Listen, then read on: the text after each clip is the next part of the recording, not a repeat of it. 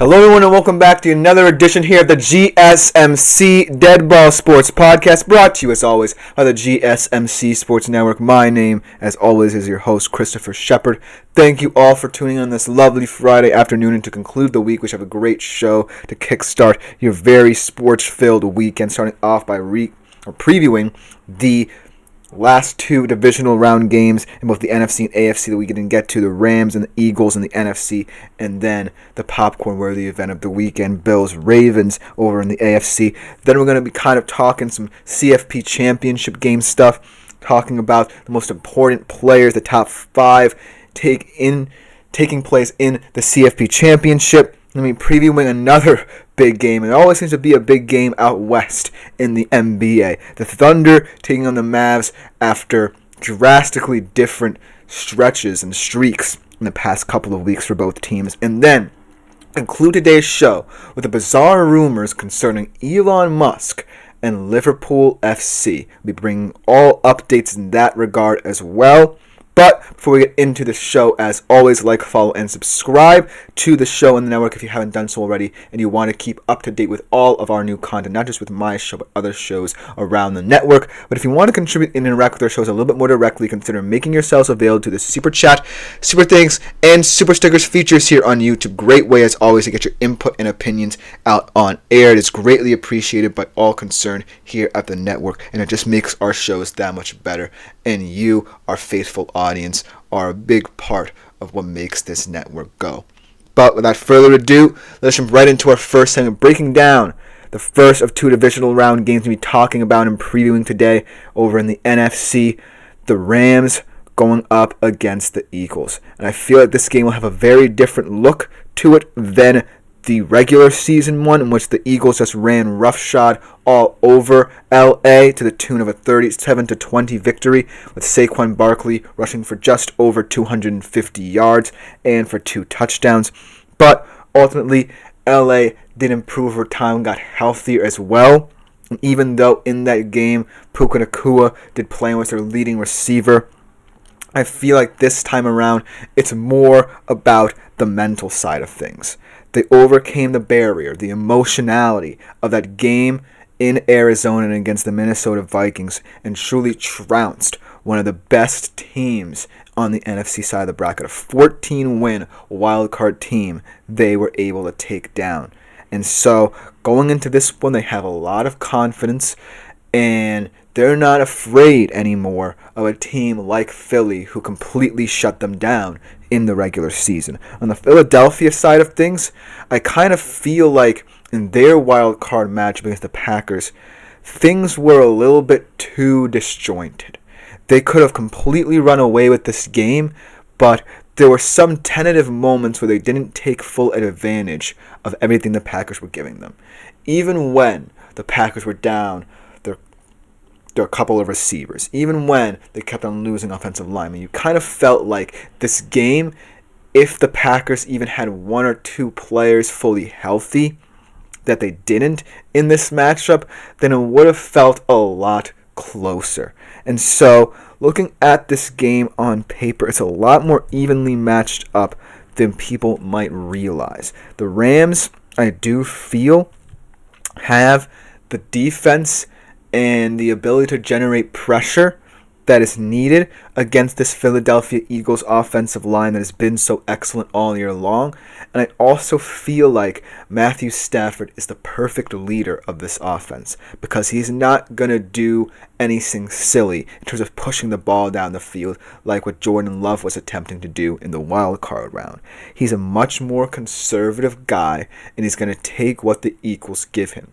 Now, I know it's going to be a little bit more painful in terms of scoring points than what you were able to do against the Vikings, but I do think that points could be had for Los Angeles in the game, unlike what the Packers were up against, because of the health.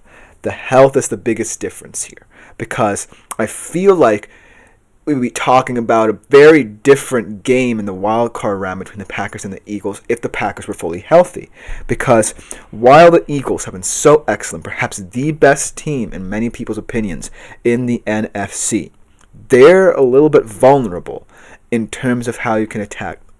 On the offensive side of the football, just ask a lot of Jalen Hurts. Pressure him a lot and make him uncomfortable as a passer, and chances are you can potentially turn the ball over, force them behind the sticks, what have you. On the defensive side of things, I just feel like teams are a little bit too ambitious with how they play call against the Eagles. I feel like if you establish a dominant running game, which the Rams are kind of a little iffy on, it all depends on the play of Kyren Williams on that given day, but they can still get it going. And I think Kyren Williams is going to be a huge factor in both the running attack and the receiving game as well for Los Angeles. But ultimately, if you establish that run game, keep the linebackers who have been excellent all year long on their toes, then chances are a couple things will open up in the passing game. And since Matthew Stafford is more of an expert distributor than a downfield threat, he'll really appreciate that. He's not going to win this game just by throwing deep shots to Kupp and Nakua. He's going to win this game by sustaining drives and putting up points in that manner. And then the Eagles side of things. If you're approaching this game, I feel like the one aspect that you don't want to happen if you're the Eagles is Jalen Hurts getting blitzed like all hell. Because that means this Rams defense is generating the pressure they need to overwhelm you up front. Because this Philadelphia Eagles offensive line has run the gamut of facing aggressive opposing defenses. What they've done so well is adapt to the needs of this offense. It's a very run-heavy approach there in Philly, and even though Kellen Moore is a very ambitious offensive coordinator at times, he is more inclined and more comfortable, most importantly, running the football and establishing their dominance that way. But there are going to be situations in this game where Jalen Hurts is going to be asked to make a throw. And so, if you aren't establishing your dominance up front, it stems all the way down to your backfield and most importantly your quarterback. Because this Rams front is a little bit different than what you faced in the regular season all those weeks ago. This Rams front is motivated, it's young, and most importantly, it's hungry. This was a team that was seen as down and out 5 weeks into the season when they were 1-4. 9 weeks into the season when they were 3-6. But now they look revitalized, rejuvenated, and even in the face of all the emotions of how their city has been affected and the emotions of having to play their game away from their home stadium, they have gotten to this point, the sheer grit and resilience of this very talented young defense. And so, when I think about what the Rams can be able to do with guys like Verse and Fisk up front, and how the secondary can hold up with guys like Witherspoon and Kinchins in the secondary, I feel like this is going to be a much tougher task for Jalen Hurts to stay on schedule than, say, against a Green Bay Packers defense that really was a little bit too depleted to keep up with him. But ultimately, I think that this game comes down to both running backs here. If Saquon gets off on the right foot, gets into his usual rhythm, then chances are this Rams defense will look a bit slower than they did against Minnesota when Minnesota could not establish the run and Aaron Jones simply did not have the running lanes needed to create an impact in that regard. If Saquon can be the exact opposite of what Jones was, then this game has a chance to really get out of hand for the Rams, and they're going to have to be playing catch-up a lot of the time in it. But I can envision a game where both running backs are equally as important. I can see Kyren Williams being the guy in short yardage situations, whether it be running or receiving, being the difference maker as to how the Rams can extend and sustain drives and, most importantly, put up points. Because let's be real here. The Eagles are a team that on any given day can put up 30 to 40 points a game. But there are also days when they're so reliant on the run game that they don't necessarily put up as many points as you think. And that's what happened against Green Bay a little bit. They were focused on getting Saquon going. And yes, while Hurts made some timely throws that were the difference ultimately in that game, they really, really, really wanted to establish their dominance up front, which against the Packers defense is all fine and dandy because they are more known for generating takeaways than their pass rush, even though their pass rush was exceptional to finish the season. But the Rams really do entrust their pass rush and their front to get home a lot of the time. A lot of these guys are the difference makers for this defense. And yes, those secondary players who I discussed are highly capable of creating takeaways. But I do think that if you're Philly, the best way to stay on schedule is through the run game and for Saquon really wearing that defensive front of LA down. But in terms of predictions, I feel like this game is a little bit easier to predict than some of the others just because I feel like you know the difference Saquon can make in this game, whereas other players across other games, you don't necessarily know who's going to be important one way or the other. But I do know that Saquon is the hugest difference in this game, and what he's able to do for this Philadelphia Eagles offense is not only keep them on schedule, but score at ease himself. And that's the difference, I think, in a game where both defenses are going to come out hot. So, therefore, give me the Eagles in a very low-scoring affair. I kind of see this as a 17-13, 21-17 type of game where Saquon scores 2 touchdowns. The Rams' defense keeps it close, but potentially forcing a couple takeaways. But at the end of the day, it's Saquon closing it out on the ground just because of his utter dominance in that department. But I think this game could swing either way if Kyren Williams could get going on the offensive side of things for LA. But ultimately, I just think Saquon is too much of an X factor in this one for me to ignore him. But let me know what you think about this game, because coming up next we switch over to the AFC, talking about the last game of the divisional round, the popcorn-worthy event of the weekend perhaps, Bills-Ravens, Lamar versus Josh. An MVP decider, perhaps? Well, they've already voted, but who knows? We'll find out who I think is going to take this one right after this short break. I feel like I'm losing my mind. Is everybody in the world blind? Please, Lord, give me a sign, a sign. I feel like I'm losing my mind. Is everybody in the world blind? Please, Lord, give me a sign, a sign. I wanna be the greatest. Everybody on the fake shit. I look around and feel like everybody is the fakest. I make this every day and I'm impatient, hoping one day I blow up from the basement. Statement, the top is so vacant. I don't hear shit that I think is amazing. Waiting for my day when I'm playing sold out shows for 1,000 faces. Hey, give me that crown, get in my way and to be put down. It ain't your place, all this my town. If I want that shit, then I'll get it right now. I'm losing it, the noose it fits, some losing shit, a stupid myth. You choose to live or choose to dip, you choose to fight or lose your grip and lose a gift. I feel like I'm losing my mind. Is everybody in the world blind? Please, Lord, give me a sign, a sign. I feel like I'm losing my mind. Is everybody in the world? Hello everyone and welcome back into the GSMC Dead Ball Sports Podcast, brought to you as always by the GSMC Sports Network. Before we get into our second segment of today's show, I do want to remind you as always that if you wish to contribute and interact with the show a little bit more directly in other shows around the network, consider making yourselves available to the GSMC Podcast on that website, or the Super Chat, Super Thanks, and Super Stickers features here on YouTube as well. To get your opinions and input on air or leave a tip or donation, either one is greatly appreciated by all concerned at the network, and it just makes our shows that much better. Without further ado, let's jump into our second segment, previewing our final divisional round game in the AFC.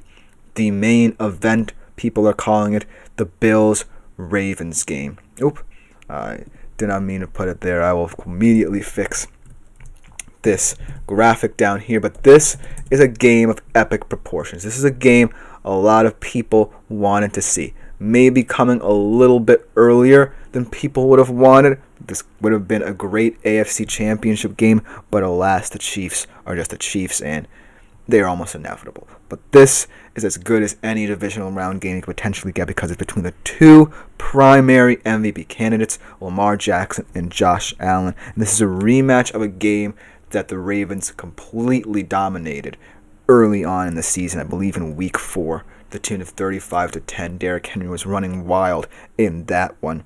But ultimately, this game, higher stakes, and now the Bills have home field advantage, and I think this is going to come down to which supporting cast is ultimately better on the day.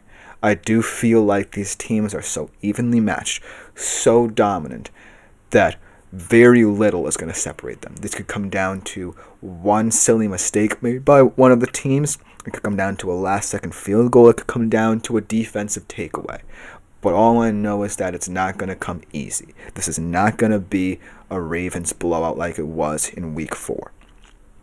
This is in Buffalo with a rowdy Bills Mafia behind their team, willing them to an AFC Championship game, a Super Bowl berth, potentially their first ever Super Bowl. This is not the safety of M&T Bank Stadium anymore if you're Baltimore. But I still think Baltimore are very much going to be in this game because their supporting cast is as dominant as any on the AFC side of the bracket. And it could be enough to see them win a Super Bowl. Let's talk about them first and foremost, because I think that a lot of people are thinking that because they're at home, it's the only way we can separate these two teams, and the Bills' home field advantage is fantastic. Why not have them winning? But on the Baltimore side of things, the reason why I think they can win this game and win much more this season is because of Derrick Henry. Because when we look at all the injuries the Ravens have sustained this season, I think Mark Andrews was injured a little bit early on this season. Now Zay Flowers was out for the first playoff game and for the last couple of weeks of the regular season, expected to be back in this one. I do think that the reason why this offense looks a lot more open than it ever was is because of the opportunities presented by Derrick Henry, not just in the running game, but in the receiving game as well. Because he is a physical brand of running back that a lot of NFL defenses are not used to defending over a full 4 quarters. And the irony in that is he might not even be needed for a full 4 quarters. 1 quarter of Derrick Henry's dominance could decide a game in Baltimore's favor. That's how good he can be in any given moment. Combine that with Lamar's dual-threat ability and the ability for this offense to attack you downfield with guys like Flowers, Bateman, Andrews, and Likely, and this team is going to be difficult to stop. And if I'm Buffalo, I'm starting to think that my defensive game plan has to be a little bit different than what we're used to, because the Bills, yes, dominated the Broncos defensively. They let up that first touchdown in the first quarter and completely shut them down after. But I do think that the secondary is going to struggle a lot to contain these receivers, and this pass rush is going to have its hands full up front in terms of trying to bring down both Lamar and Derrick Henry. But I do think that if there's a defense better than anyone at disguising coverages and being disciplined in zone, it is Buffalo. They're just going to have to go about it in a way where explosives simply cannot happen.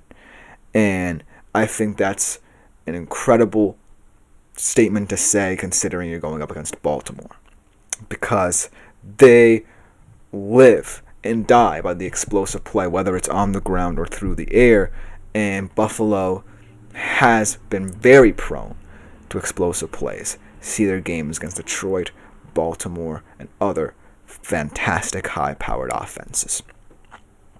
But when I look at Buffalo and I look at their offense, what they're able to do, I think that when you put both of these teams together and compare them, it really becomes starkly clear that it's just a too difficult game to call. Even though the Bills supporting cast on paper looks wholly weaker than the Baltimore Ravens cast. I mean, Josh Allen, yes, is having an MVP caliber season and might just win his first award, even though Lamar has something to say about it. But when you look around, James Cook is an incredible running back, an underrated running back. Should have been a Pro Bowler, in my opinion, this year. Really helped my personal fantasy football team as well. When you look around, you have guys like Khalil Shakir, Keon Coleman, Curtis Samuel, Amari Cooper, who has struggled mightily ever since coming over in the trade from the Browns. And then Dalton Kincaid, obviously a very special tight end, but ultimately not necessarily the sum of its parts compared to Baltimore's offense. You kind of start doubting them, right?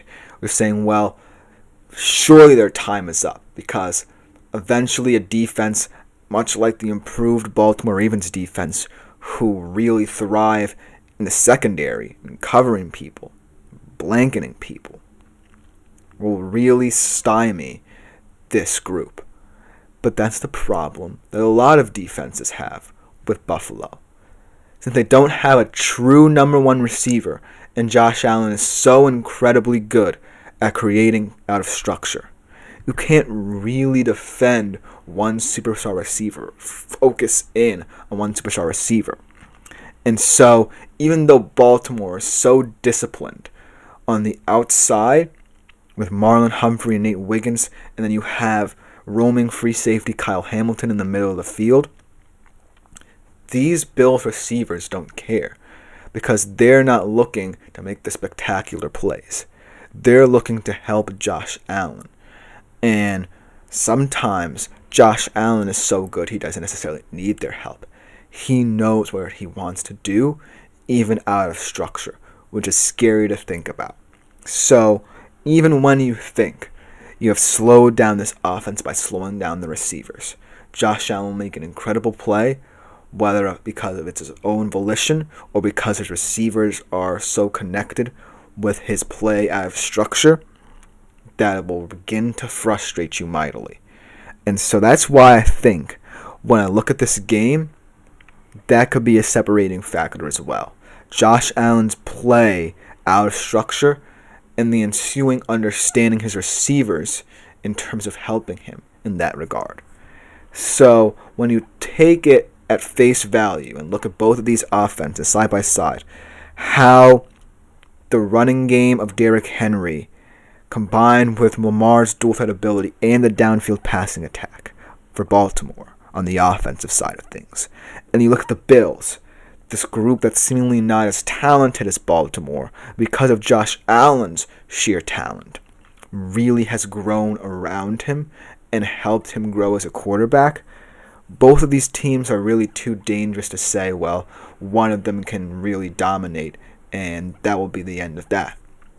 I think just because Buffalo is at home, yes, you can be welcome to pick them anytime. But ultimately, I feel like it would be a true detriment to disregard one team just because you don't necessarily take them at face value. So, I'm presenting them to you like this, and ultimately, by the end of this segment, I will have made a prediction. But I just want to say, no matter what happens, both of these teams don't deserve to go out in this round. They are two spectacular teams amongst the AFC's elite that are going to stay there for a long time, and neither of them deserves to lose in a heartbreaking manner or in a blowout fashion, mind you. But no matter what happens, let's hope for an excellent game between these two teams. Let's hope that potentially Josh Allen wins his first MVP, and we're happy about it, or Lamar wins his third MVP, and we're happy about it, and he gets his first Super Bowl to prove that he's amongst the most elite quarterbacks in NFL history. But always remember, never pick a game because you didn't do the research. And both of these teams, yes, are very difficult to do research on because they're good at a lot of things and can really, on any given day, win a game through sheer force and talent. But that's not the scan it's going to come down to. It's just going to come down to who on the day is going to make more plays, which supporting cast will help their quarterback in a better manner. In terms of predictions, if you had to force me to pick someone, I'm just like many other people picking Buffalo because Rowdy Bill's Mafia is much different than M&T Bank Stadium. And I feel like that home field advantage is going to get a lot tougher for Baltimore if the Bills get off to a fast start, which I think they will. Because when I think about last week, yeah, they kind of started off a bit slowly. But I do think that they've learned from their mistakes and they're going to want to get off on the right foot here. And so Baltimore should be warned. The stadium is going to be loud. Buffalo are going to be primed and ready to go, and Baltimore is going to have to match that energy. So ultimately, because the energy is strictly on the side of the Bills, I have to pick them, but I think it's going to be very close, and I respect the Ravens mightily. I think this game's going to come down to a last-second field goal made by Tyler Bass with a score of 30-28. Let me know what you think about that in the comments, because it's such a difficult game to discuss and analyze, even predict, just because of how well-rounded both of these squads are. And I truly wish both of them the best of luck, even if they lose this match, because I do want both of these quarterbacks to win a Super Bowl and be regarded as one of the best of their generations. But without further ado, this ends the segment, and coming up next, we transition into the world of college football. That championship game is coming up. We'll be talking about the top 5 players who can make the most difference in that specific game right after this short break. Looking for your daily fix of sports talk without having to pay for it? GSMC Sports Network is available on YouTube. Just search GSMC Sports Network. Get your fix of daily sports talk shows on YouTube, absolutely free. NFL, college football, NBA, MLB, MMA, UFC, fantasy football, and so much more. GSMC Sports Network has shows running all day long, with new sports shows starting every 2 hours. Just like on your favorite cable sports channel, except GSMC Sports Network is absolutely free. Hello everyone, and welcome back into the GSMC Dead Ball Sports Podcast, brought to you as always by the GSMC Sports Network. And for our third segment of today's show, we're going to be transitioning into the world of college football and taking a little bit of a look at the college football championship game and the players within this game. It's going to be a good one between Ohio State and Notre Dame, but I'm going to be discussing the 5 most important and impactful difference makers for both teams in this one as well. And this one took a lot of preparation, because I think that when you look at both teams, obviously they were a little depleted in certain areas. Some of these players have dealt with a lot of adversity, a lot of injuries throughout their careers, whether it be with Notre Dame and Ohio State or whether after they transferred in. But ultimately, all 5 of these players, I think, are going to be the most impactful players in their position groups in the entirety of the game for their respective teams. So without further ado, even though a lot of you might not be as skeptical about this list, or you might just be as skeptical about this list as other lists, this is my personal list and who I believe will deliver for their teams come Monday night. So without further ado, let's jump right into my top 5 most impactful players of the college football championship. Starting off at number 5.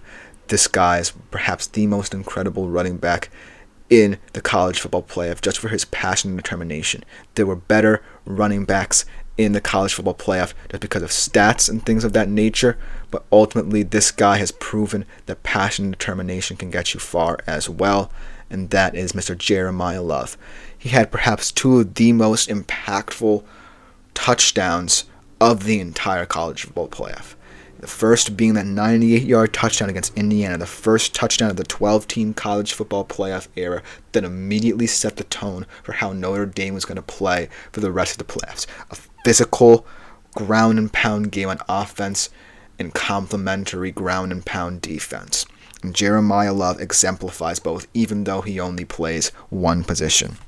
And so I think that aspect of Jeremiah Love's play, combined with the touchdown he scored, the short yardage situation against Penn State, to really amp up Notre Dame, get them on top, and ultimately take them over the top, is something that Ohio State's going to have to defend a lot more vigorously than, say, a team like Texas, who was running game weakened as the playoff went on, or even Tennessee, where Dylan Sampson did not look like himself in that game, or Jordan James, who again did not look like himself. Because Jeremiah Love, no matter the odds, don't tell it to him, because he's always going to come with a passion and determination like any other running back in the entirety of college football, really, because of how special I think he is. So look for him to be a very impactful player on the offensive side of the football for the Notre Dame Fighting Irish. Then at number 4, this guy obviously got a little bit dinged up in that semifinal game against Texas, but I do think out of all the linebackers on Ohio State's roster, he is the one that really is the engine of that linebacking core. And while Jack Sawyer, who has really made himself an Ohio State legend with his big plays and pivotal moments, has really stepped up, and Cody Simon, shout out to him, my fellow St. Peter's Prep brother, has been a tackling machine. I do feel like this guy really is the glue that holds them all together, the master communicator at the linebacker position for them, JT Tuimoloau. He's going to be an incredible NFL talent, JTT, and I feel like even though he may not make as big of plays as Sawyer and Simon do, he keeps them together. He's the cohesion that they need. And whether or not he has a big game really doesn't matter, because he impacts the game in so many different ways. He may not even have to prove it on the stat sheet. He allows guys like Sawyer and Simon to get home. He allows turnovers to be generated, right? And he's a big part of why they've gotten so far in terms of for where they were against Michigan to now. Jack Sawyer and Cody Simon be pulling the strings, but JTT is the master puppeteer. But I feel like in this matchup, it will come down to, say, stopping a guy like Jeremiah Love, who we already talked about, and JTT might be bigger in that effort than he might have been in others throughout the college football playoff. So look for him to be one of the most impactful defensive players for Ohio State, even if Sawyer and Simon seem to be the stars at the linebacker position, even in this game. But then, at number 3, this is where it gets a little bit controversial, because this guy, yes, he's not the sexiest option of any quarterback in the college football playoff, but he is the most gritty, and he is the most determined, and he never takes no for an answer, and that's why Notre Dame are where they are right now. So whether you like it or not, Riley Leonard is going to be the third most important player in this college football playoff championship. Now, I know a lot of people are thinking, well, he has a lot of deficiencies for someone who has spent his career in college with Duke and playing well there and going over to Notre Dame and not looking as good. But if he wasn't gritty, if he wasn't determined, Notre Dame would not be where they stand, because they don't really care if Riley Leonard turns the ball over more than other quarterbacks. They don't care if Riley Leonard makes big mistakes. What they care about is that he compensates for them. What he care about is he goes back out on the field and comes out with the same aggression and determination as all the other players around him. What they care about is that he's an ultimate leader as well. And that's what have gotten them to this point. And so you can say that Riley Leonard might not be the best in terms of arm strength. You may say that he might be the best in terms of accuracy, but he is the best in terms of willing his team to victory and giving them the plays they need in terms of pulling games out. Look at his game against Georgia. That game was a very tense affair for large portions, but Riley Leonard made the timely plays that they needed, and ultimately they were able to win that one. He did it against Indiana as well. He may not, like I said, be the prettiest passer, and he may not have the best weapons, but he'll make the big play you need him to. Look at that pass to Jaden Greathouse, even though part of it was because of that Penn State defender. Look at his runs, his timely runs against Georgia. Look at his runs against Penn State in timely manner in the CFP semifinal. So, while he may not necessarily be the best player on the field, he's a very valuable player to what Notre Dame does offensively. And they're going to need him to put in a Herculean effort here against a very tough Ohio State defense. But I do think that if Notre Dame either keeps this close or ultimately pulls out the upset, he will be a huge reason as to why. Let's talk about the other quarterback in this game. My number 2 most important player in the college football playoff championship. Will Howard, another guy with an incredible journey. At Kansas State for many years, played very well there, but had never got over the mountaintop, never made it to the Big 12 championship game. Actually, he did, but I don't necessarily think that he would have competed in the 4-team college football playoff era had they won against TCU there. But ultimately, now at Ohio State, with a very talented roster, very talented offense, Will Howard has really stepped into his own. And while he may not be like Riley Leonard, a guy who a lot of NFL teams desire, and he may not be, say, a 10-year starter in the NFL, he still is a fantastic college football quarterback with a lot of fantastic weapons at his disposal. And I feel like what he did in that game against Texas was brilliant. He knew that they were going to take away Jeremiah Smith. And so he really was able to execute a perfect game plan that attacked the middle of the field and really allowed Ohio State to take control of that game. And in the critical moments, like I said, he may be prone to mistakes, but in that game against Texas, he made big decisions matter. He made that 4th and 2 matter. That extended that drive and ultimately was the difference in that game. So look for him to both positively and potentially negatively impact Ohio State. Positively, let's say Notre Dame follows Texas' blueprint and goes in his own coverage to protect against the big play to Jeremiah Smith. Will Howard can do the exact same thing he did against Texas, potentially make more mistakes. But whether or not it's positive or negative, Will Howard is the second most important player just because of how he controls the destiny of this offense. Because, yes, you have all the weapons around him, but you need a general. You need a quarterback. So Will Howard really needs to be very impactful and make huge decisions in this one concerning his play. But, unfortunately, he is not the most important player in this game. It is one of his wide receivers we've already talked about, and who everyone knows to be one of the best wide receivers in all of college football, and the reason why Ohio State is here in the first place. Jeremiah Smith.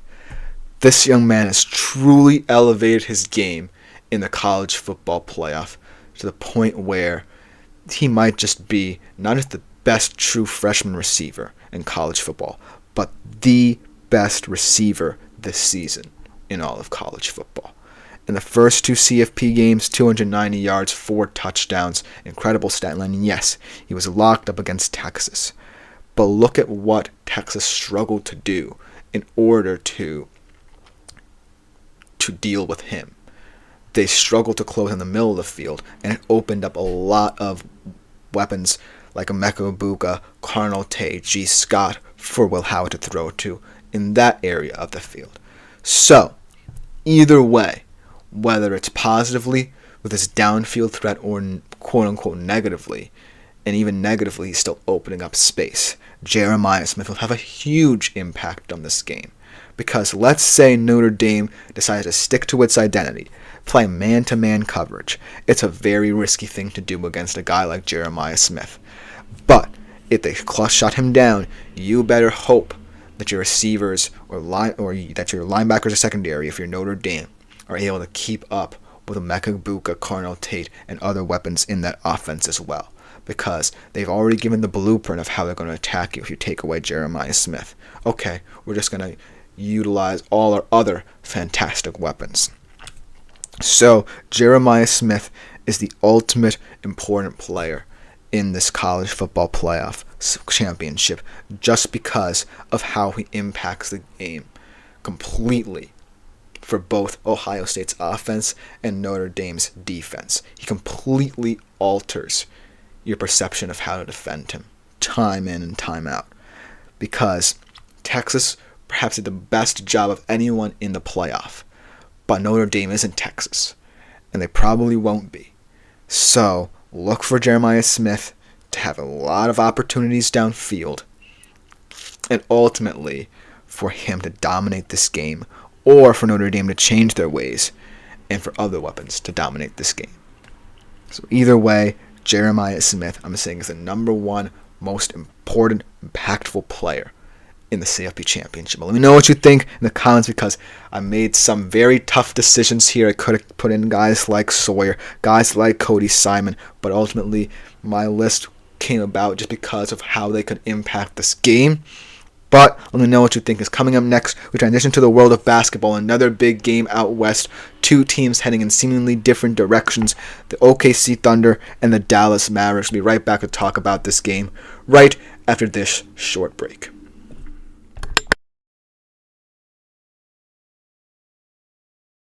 For the best and latest podcasts available anywhere, go to the podcast app on your cell phone and type in GSMC to access free content-rich podcasts on health and wellness, book reviews, sports, entertainment, relationships, social media, movies, technology, finance, and even weird news. Subscribe and download the GSMC Podcast Network's family of shows, available everywhere podcasts. Hello everyone and welcome back into the GSMC Dead Ball Sports Podcast, brought to you as always by the GSMC Sports Network.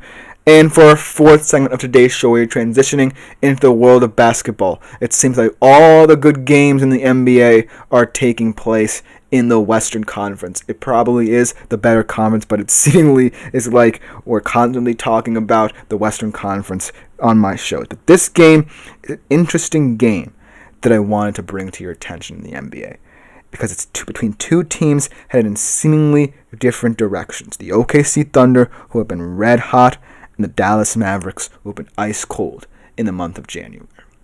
And when I think about this game, I think about two words: 38 days. Because 38 days ago, the Mavericks became just one of 6 teams to beat the Thunder this season. A resounding 118-104 victory. And then, in the ensuing 38 days, both of these teams went in completely divergent directions. Let's talk about the Thunder's journey to this point thus far. After that loss, they won 15 consecutive games, only snapped just over 1 week ago against Cleveland. Last night, they beat Cleveland in resounding fashion in a game where Shai Gilgeous-Alexander, their MVP candidate point guard, scored 40 games. Lou Dort, one of the best one-on-one defenders in all of basketball, scored 22 points, and another young star in Jalen Williams scored 19.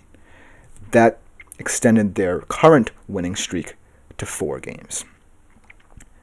And then in terms of the Mavs, well, things went very poorly, because in that game, the Mavs were a fully healthy basketball team. And tonight, it looks like they won't be. During that 38-day span, Luka Doncic injured his left calf and will be out for the foreseeable future, potentially until early February. Kyrie Irving has dealt with a lot of back issues. Could be expected back tonight, could be available for the game, the Mavs say, but I'm not holding my breath. And then Derek Lively II, just recently suffered a sprained right ankle, was out for that one game, that tough loss against New Orleans a couple days ago. And now we're looking at the Mavs having a 3-game losing streak and having lost 8 of their last 10. So like I said, 2 completely different directions after that game. Now let's talk about the Thunder, because the Thunder are an excellent team in every regard. They're number 1 in terms of defensive rating. Look at all the players they have. No matter whether they be role players or starters, all of them are excellent. They signed Alex Caruso in the offseason, one of the best perimeter defenders at the point guard, shooting guard position, what have you. Lou Dort's an incredible defender. Cason Wallace on their bench. And let's not forget about Isaiah Hartenstein, who might miss this game because of a calf injury, but it might not even matter, because they're also 6th in offensive rating, led by SGA, who, if it weren't for Nikola Jokic's exploits with Denver, could be the leading MVP candidate. He leads the league in points per game with 31.6. And you get all the stats right, 6 assists and 5.4 rebounds. A truly remarkable player leading the charge for OKC offensively. Now let's look at the Mavs. I do think that a lot of people underrate the Mavs' depth. I do love Daniel Gafford. I do love guys like PJ Washington. But ultimately, they're not players who can carry the load for this Dallas team when guys like Luka and Kyrie are out. They're players who supplement and complement Luka and Kyrie, which we saw in the playoffs last year. And remember, in the playoffs, they were a big reason as to why the Mavs beat the Thunder in their second round series. But now, they might be carrying a much heavier workload against perhaps the most dominant team in the NBA right now, coming off a resounding revenge game against another hot team in the Eastern Conference, the Cleveland Cavaliers.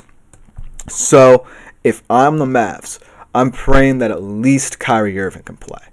Because looking at this squad, yes, there are points there. Daniel Gafford can have a good game. He's an underrated center in the league, underrated big man, and PJ Washington's a passionate player on both ends of the floor. But you can't beat the Thunder twice. And I'm saying that now. And you certainly can't beat the Thunder twice if you're down your top 3 stars.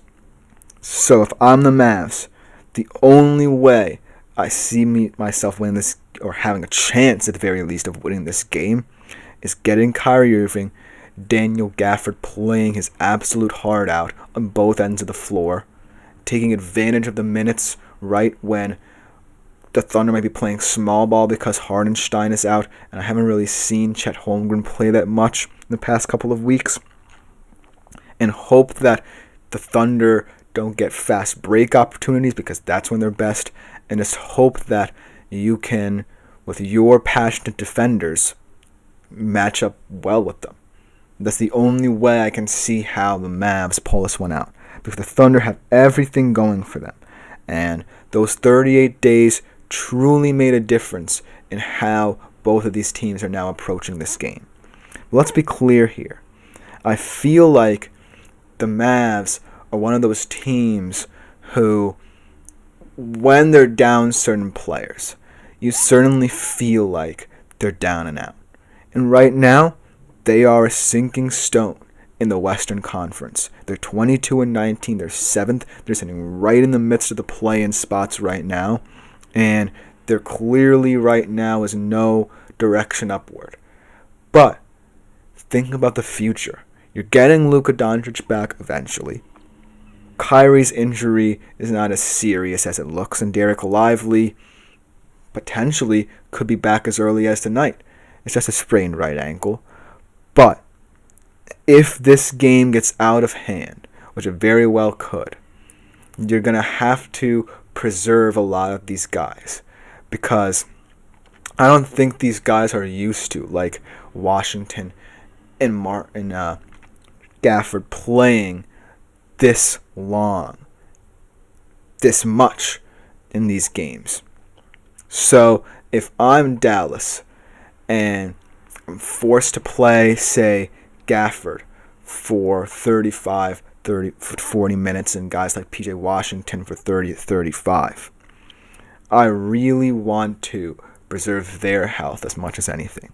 Because if one of them gets injured and Luka and Kyrie get back and they carry you the next couple of games, the next couple of months, ultimately you want your guys who are your role players to be just as ready for the postseason as your guys like Luka, like Lively, like Kyrie. So this game, to me, isn't necessarily as important of a litmus test for the Mavs as people think it is, but I just want to highlight that situation as we get a comment from Lil Fettuccini 68 saying that the Rams are going to the Super Bowl. They very well could. I hope to God they don't, as a Seattle Seahawks fan, but they have the talent, they have the spirit, they have the passion, they have the city behind them, and I feel like they can beat a Eagles roster that is performing a little bit above its head at the moment. I don't necessarily think they're playing all that well. And then if you go up against, say, the Commanders or Lions, as he also mentions, how can the NBA fix the All-Star game? I'll get to that after the Rams comment here. But I do think that ultimately the Rams are a team that can pull it off. You go up against the Lions, they have a depleted defense, and all you have to do is try and keep pace with them on the offensive side of things. So I do think the Rams might have a shot. I don't know if they're going to win, but ultimately they do have a shot at the Super Bowl. In terms of the NBA fixing the All-Star game, to be honest with you, it's one of the only things I really kind of watch in terms of the NBA, because I'm kind of caught up with all of the other sports, and NBA is a nightly thing, and the All-Star game is the first opportunity to get to see of a lot of these players. But I do think that at some point it got repetitive a little bit after the Elam rating, so in the Elam scoring system. So I don't necessarily know if there's a way people and fans will be satisfied in terms of scheduling, because they have to kind of fit everything in to a certain situation. But ultimately I think that in terms of fixing the format, you can tinker a little bit. You can have certain events scheduled in certain moments as well. So I don't know how that would help, but I do think like the less important events that people might care about, like say the Rising Stars game early on the weekend, say Saturday, and then the dunk contest All-Star game, things that people do care about the Sunday. But I do think that is an interesting debate as well. As he also says, as long as the Chiefs don't go back to the Super Bowl, I'll be happy. But we'll see, my friend. We'll see, because I do think that both of those takes, the Chiefs not being able to make the Super Bowl and the Rams going to the Super Bowl, are highly viable. And then he said the Commanders games have been really close lately. Yeah, I mean, if they do win, then I think the Rams would have a shot if they beat the Eagles, a lot more so than if they had to face the Lions.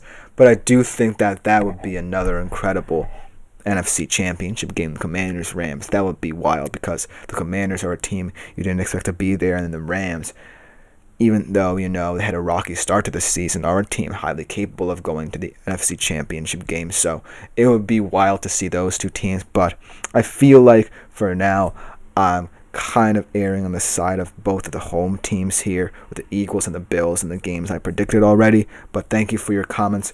In conclusion about this Thunder Mavs game, this game is more so about keeping up the momentum if you're OKC, and preserving the talents you do have if you're Dallas. Because I think ultimately this game is going to be a blowout for OKC. But it's all about how I believe Rick Carlisle is still the coach of Dallas, if I'm not mistaken. I'm sorry if I got that wrong. But all about him maintaining the fact that he needs his depth pieces in order for their next stretch run. Because, yes, they're definitely going to be in the thick of it once February comes, once Luka's healthy.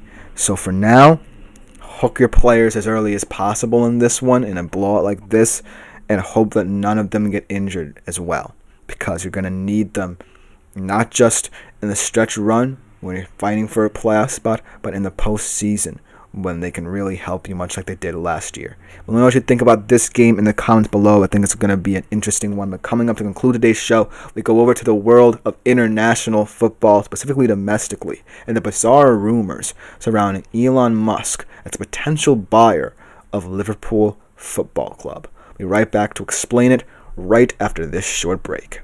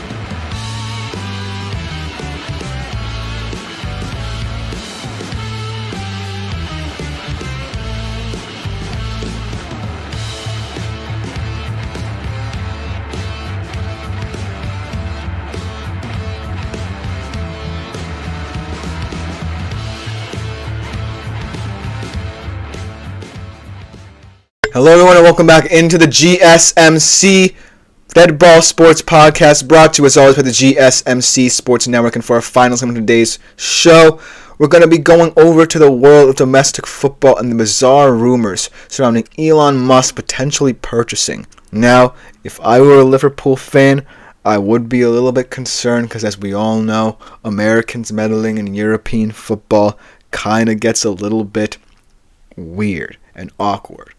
But I would also be a little bit intrigued in terms of how he would invest. Because right now, Liverpool's in a tremendous spot.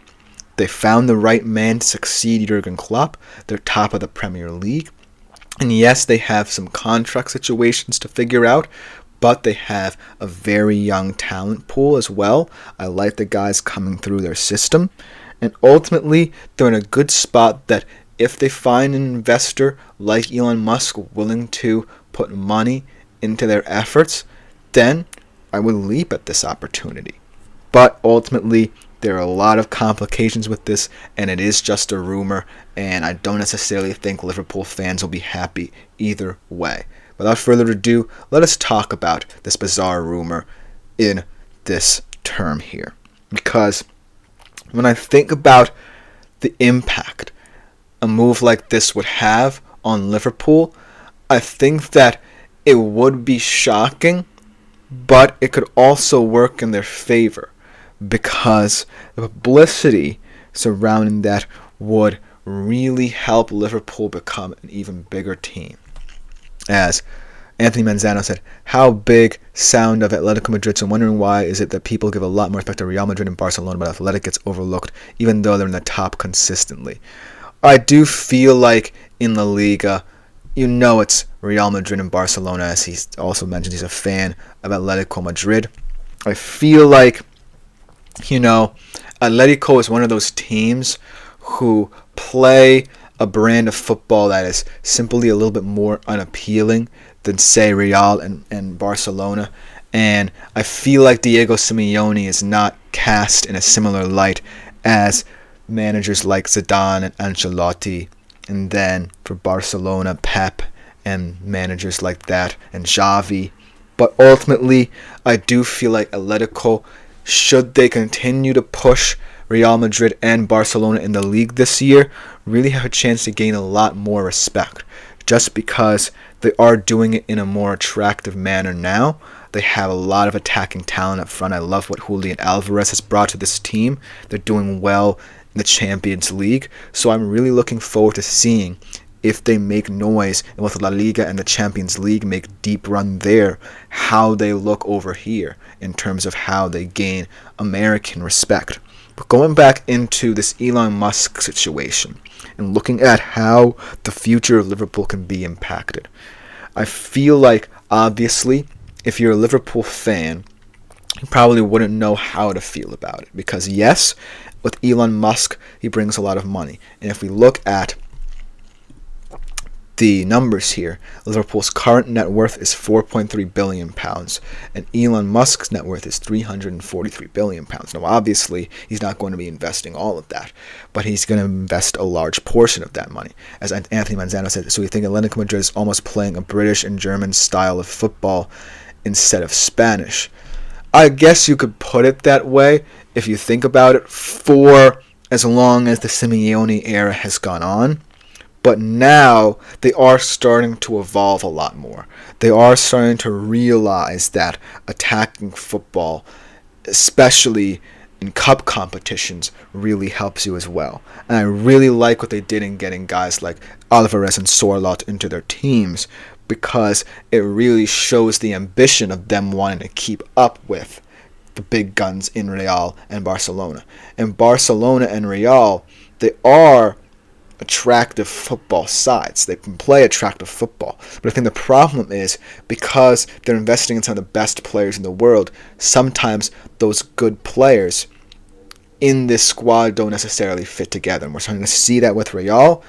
And in the case of Barcelona, I feel like they're just, with Hansi Flick right now, adjusting to his style.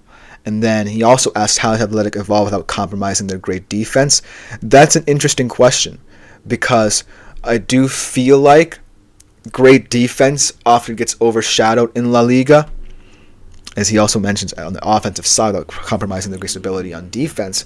I do think that if you're Simeone, you really hone in on developing your attack, but at the end of the day, you're still a defensive guy who can utilize his defense both offensively and defensively.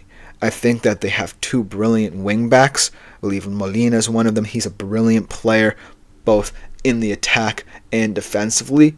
So if he utilizes his wingbacks especially, that can really revolutionize this Atletico team. And I'm already starting to see it from the short kind of clips and portions I see of their games this season.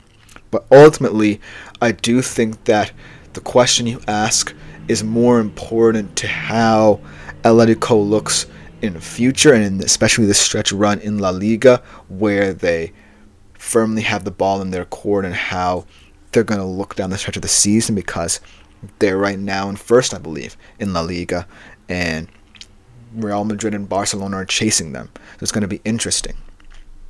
They are a great time. I think that's their offense. They rely on counterattacks so much because their defense creating turnovers. They're not an attack first team.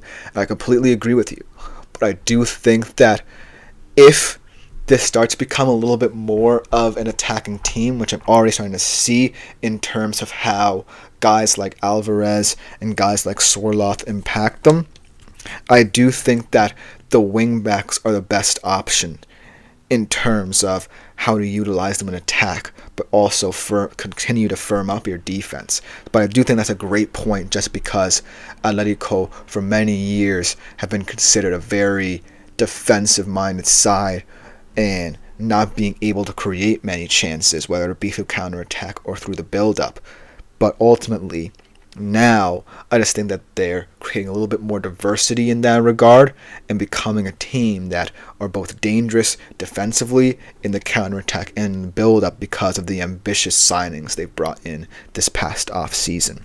But getting back into, and thank you, Anthony, for your comments. Let me continue to know, because I love talking football, especially international football, with all of you.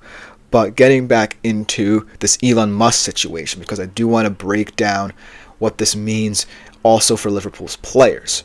Because, like I said, they're in a situation where they're top of the Premier League, and they have a lot of contract situations, specifically with guys like Salah, Van Dijk, and Alexander-Arnold. And then this deep talent pool, a lot of youth coming through the ranks, that I feel like if Elon Musk were to buy this team and immediately start investing in building through this youth development, and then figuring out what they want to do with the likes of Salah, Van Dijk, and Alexander-Arnold, then Liverpool fans might not be as mad, because it's all about investing in the right areas and the areas that their fans really want to see grow. As he also mentioned, just a question being that the Dolphins are going to be playing Madrid for a home game. Do you think this may slowly set up one of these owners in Spain trying to buy an NFL team? I don't necessarily know if European owners are as passionate as American business magnates in terms of buying them, because we've seen a lot more of these American owners be attracted by these big clubs abroad. But I do think that, if anything, honestly, without trying to test, it's actually creating more of a loss than profit. I don't think this is a good idea for the British Soccer Federation to allow Musk to buy a team. I ultimately agree with you. I think it seems a little bit ludicrous and bizarre. I'm just going off the rumors I've found online concerning this potential purchase, but I do think I ultimately side with you, Anthony, in terms of Elon Musk and how he looks financially right now, in terms of all the money he's throwing into all his other business pursuits. So it really is one of those things where I just wanted to bring it to your attention and just kind of talk about what the future could look like for Liverpool should this bizarre rumor come true. But I do think that you bring up an excellent point. But going back to your owners abroad topic here, I do think that, if anything, the NFL should focus a lot more on international appeal before you start talking about owners from other countries being interested in buying teams. Just because right now, football is a much broader sport around the world than American football. So I feel like this is more of a move from the NFL to get more fans internationally to buy into the sport rather than owners. And then Anthony also says it's an American business magnate trying to buy a sports franchise between either Tim Cook from Apple or Jeff Bezos. That's who should buy this team that's up for sale you're talking about. It would be interesting if any American corporation, because as we've seen, you have Ryan and Rob, big Hollywood superstars, buying Wrexham, and look how they're doing now, rising up the ranks in English football. And then you have someone like Todd Bowley, who at the start just seemed to pour money into everything, and all those signings didn't seem to click on the field for Chelsea. And ultimately, now, they're finally starting to coalesce. But I do think that it's always the question of, are these business magnates willing to pour a lot of money into a football club? Because running a football club as an owner takes a lot out of you. And if you've seen, say, Welcome to Wrexham, which gives you the perfect blueprint of how a football club is run, even at, say, a non-league level and now rising through the ranks of English football, it really is a complicated process. You really have to focus on what the fans want, and I'm not necessarily certain Elon Musk is in it for, say, the betterment of this team. I think that this could be a power move, and I think that, yes, he has ties to Liverpool, and it's currently owned by Fenway Sports Group, who is big in America as well.